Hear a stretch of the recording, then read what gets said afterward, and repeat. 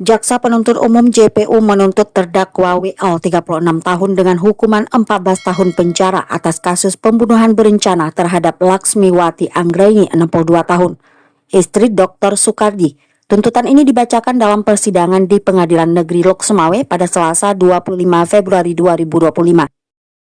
Sidang dipimpin oleh Ketua Majelis Hakim Budi Sunanda, didampingi Hakim anggota Khalid dan Fitriani, serta panitera pengganti Nurul Fukmiyah. Terdakwa WL hadir didampingi penasehat hukumnya.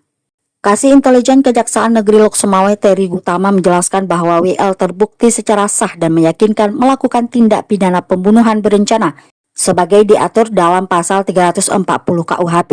Oleh karena itu, JPU menuntut terdakwa dengan pidana 14 tahun penjara dikurangi masa tahanan yang telah dijalani.